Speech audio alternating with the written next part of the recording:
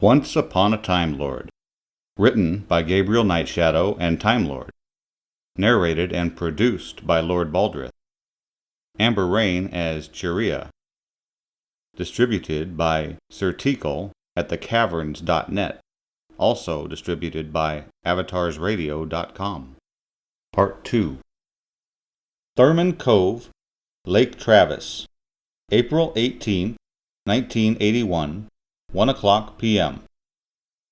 It was a warm, sunny spring day in Austin, Texas, and Time Lord had decided to take his girlfriend, Chariya, to Lake Travis for a romantic picnic lunch. He found it hard to believe that after 6 months, this lovely young woman was still with him and had rejected all the advances of other men on numerous occasions. The both of them were sitting on a red checkered tablecloth which had been spread out on the ground under a shady tree. Since this, a very special occasion, Time Lord had gone to great lengths to prepare this lunch from scratch, which had consisted of Thai salad with peanut sauce, followed by charbroiled Thai sesame beef and kang fet chicken with brown rice, and finally, mango layer cake for dessert. An Oriental music CD played in the background. Time Lord popped the cork on a full-bodied red wine and made a toast to his beloved Chariya. Once they finished consuming the wine, Time Lord turned to her and spoke from his heart. "Let me read to you, dear Chariya, from some elements of time, for you are much sweeter than any could find. I'll read it from an old book while we sit here drinking wine. Forever in your beauty I'm most for to dine. I'll read to you about freedom and how my wings do soar, as my heart sings to you loveliness, the you I adore. The tale has many endings, with a deeper finality at its core. You for you, my dear listener, I do in love's implore. It's a tale from my homeland of how corruptions can tear and rip from freedom's soul its every breath of air. Yet all is well now that I am far away from such care, sitting here with my one that's beauty's most fair. In the life of time's true freedom, there once in my homeland was primal unity, where lords first began to have names. The Lord of the South Sea was abrupt. The Lord of the North Sea was sudden. From time to time, abrupt and sudden got together in the territory of primal unity, and primal unity treated them well. Abrupt and sudden planned to repay all primal unity's kindness. That said, people all have openings through which they see, hear, eat, and breathe, yet primal unity has none. Let us make openings for primal unity in return. So every day they gouged out a hole in primal unity, and after 7 days, primal unity died, along with her unborn child, unknown freedom. Soon, I'll be traveling to a distant and very different time and space, where primal unity is struggling in time's fate. I want you to come with me, Chariya, far and beyond time's gate, and aid me in what I must do before it's too late. I'll be traveling there in a spacecraft that can win any race. Yet now you search your heart, keeping track of its pace. For it is that you within your heart that I wish so to embrace, and think not the worst of whichever be the case. Yours is the dearest heart I wish for all time, no matter what the cost, because to me your heart's beat are mine. Just give to me some wink of what you wish for in a sign, while we bathe in this picnic of our hearts so entwined. It's truly my inner soul I wish for you to carry, some part of our love to be deeply known we can soon forever ferry. I know from our sweet days together so merry, that to you I'm the only one that you ever have wish for to marry. Now touch softly my soul with what any reply has to say, for I never wish to forget this most perfect glorious day. The day we took from life what's so heartfelt and gay, and made our way forward with our hearts giving way. So I'll ask but once for our hearts to become we, and then tread on together to wherever time takes us to see. Both into and out of the deepest, most vast void of sea, the question that only hearts answer is, will you marry me? Time Lord pulled out a dazzling diamond heart engagement ring and presented it to Chariya. "Of course I'll marry you, Martin," said Chariya, slipping the ring onto her finger. "Wait! Before you accept my marriage proposal, there is much I need to tell you about myself," said Time Lord. Time Lord took a deep breath and then told Chariya everything about himself. He told her he was over 5,000 years old and was one of the 3 founders of an advanced society which had mastered the forces of science and magic. Having devoted his life to the study of science, he had overseen the construction of the great floating space city of Gedera, with which his people had fled the destruction of their home world. As the inventor of time travel technology, he had created the quantum temporal drive, which allowed their city to travel through time and space. Time Lord did not agree with the ruling council's decision to change their policy of helping lesser species develop to one of the enslaving lesser species, and resigned his position in protest. He went into self-exile aboard his personal timeship, which he named Tankin-Ka, Japanese word for explorer. He told her that he had been with many women in his lifetime, but none that he wanted to share his life with. He also told her that if she didn't agree to go away with him today, she was destined to die in a tragic chemical explosion in the university's biochemistry lab later that evening. He could not prevent the explosion from occurring because it was a fixed point in time. When Time Lord finished talking, he awaited for Chariya's response. He was afraid that he had scared her off by revealing the truth about himself. Her response surprised him. I sensed there was something different about you the first time we collided with each other in front of the library, said Chariya. I just have one question for you, Time Lord. What is your true name? Asked Chariya. Time Lord leaned over and whispered it in her ear. That's a rather long and difficult name to pronounce. Do you have a shorter version? A nickname, perhaps? Replied Chariya. I am known to my people by the name Nightshadow, replied Time Lord. Nightshadow it is then, said Chariya. I will marry you and join you on your travels through time and space. But if we must depart today, when will I have time to pack and have a wedding ceremony? That's all taken care of, my dear, replied Time Lord, pulling out a small device. He pressed a few buttons and then put the device back into his pocket. What did you just do? Asked Chariya.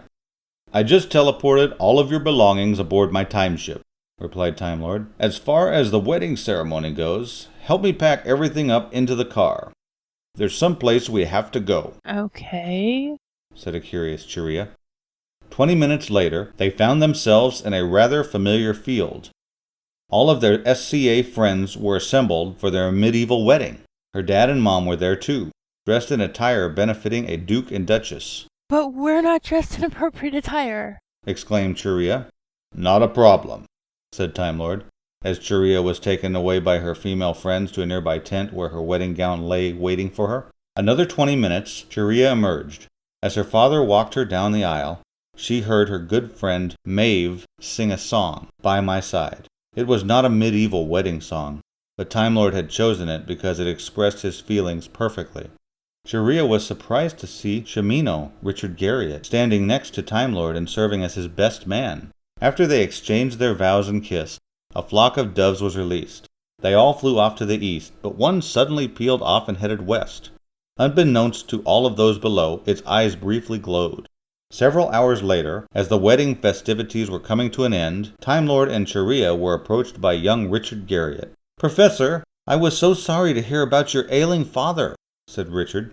To have to suddenly quit your position mid-semester and return home to Cardiff, Wales, to tend him must be difficult. I appreciate your concern, Richard, but family always comes first, replied Time Lord. My dear mother passed away 5 years ago, and I have no idea where my no-good youngster brother has disappeared to. He's always getting himself into trouble and only pops up when he needs money. And what of you, Chariya? Asked Richard. What about your studies? I've already submitted both of my master's theses, replied Chariya. If need be, I can always return to wrap things up. I'm used to long international flights. And what were your plans for the future, Richard? Asked Time Lord. Well, I've been working on this computer game set in a fantasy world, but which also has elements of science fiction, replied Richard.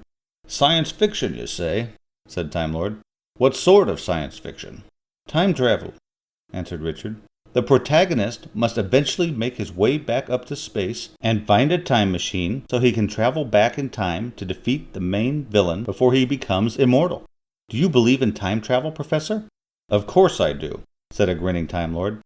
Einstein's special theory of relativity suggests that an object traveling close to the speed of light would physically alter time by dilating it. Any relativistic traveler would find his time running slowly than any one at rest on Earth, the effect of which, when he landed, would be himself too distant in the future. The people his age when he left would have aged a couple of decades his senior. So you see, Richard, time travel is theoretically possible. It is just a matter of someone building a spacecraft that can travel close to the speed of light. Do you think it'll happen in our lifetime? Asked Richard. Maybe not in our lifetime, Richard, but I'm confident it's just a matter of time, said a grinning Time Lord. Chariya did a facepalm when she heard that last remark. I think you're on to something, Richard, said Time Lord. I suspect fantasy computer games will be very popular in the future. I wish you the best of luck in your endeavor. Time Lord shook Richard's hand. I do hope we will meet again someday, Professor, said Richard. I'm sure we will, answered a smiling Time Lord. Richard took his leave. As Time Lord and Chariya walked to their car, somebody called out to them. I don't suppose it's too late to congratulate the bride and groom? Time Lord recognized the voice instantly as he and Chariya turned around. Mingo, you made it after all, said Time Lord excitedly. Chariya, let me introduce you to my cousin Mingo. A pleasure to meet you, Mingo, said Chariya as she shook his hand. I was hoping someone from Nystul's family would show up. Sorry I missed the ceremony and reception, replied Mingo, but you know how busy I am. Indeed I do, cousin, said Time Lord. You really are a lovely woman, Chariya, said Mingo as he took a good look at Time Lord's new bride. Quite frankly, I never thought that my playboy cousin would ever settle down. Mingo, an embarrassed Time Lord said. I brought a little wedding gift for the both of you, Mingo said, handing Chariya a small white box. Aw, that's so kind of you, replied Chariya as she opened the box and pulled out a glowing blue cube. It's beautiful. What is it? It's a Radisson Mind Cube, exclaimed Time Lord as he took the cube from Chariya and examined it. These things are extremely rare. I believe there are only 3 left in existence. Where did you happen to find it? I found that in an abandoned temple on Serzan 7, replied Mingo. He leaned over and whispered in Time Lord's ear. Carry it with you, always. Okay, replied a puzzled Time Lord as he placed the cube in his belt pouch. Thank you very much, Mingo. You're welcome, Nystul, said Mingo. I must be going now. So soon? said Chariya. You just got here. Unfortunately, the forces of chaos are always hard at work trying to disrupt the natural order of things, said Mingo. Mingo suddenly vanished into thin air. Where did he go? asked Chariya. I'm not sure, but don't worry, he does that a lot, said Time Lord. Now let's get ready to start our new life together. Time Lord drove Chariya to a nearby empty field. He pushed a button on his handheld device, and his time ship's camouflage field deactivated. Time Lord and Chariya boarded the sleek silver time ship and strapped themselves into the pilot and co-pilot seats. After Time Lord activated the ship's systems, he and Chariya held hands. Are you ready to travel to the stars? asked Time Lord. Yes, my darling, said Chariya as she smiled at him. The time ship slowly rose from the ground and then soared off into space. Join us next time for part 3 of Once Upon a Time Lord.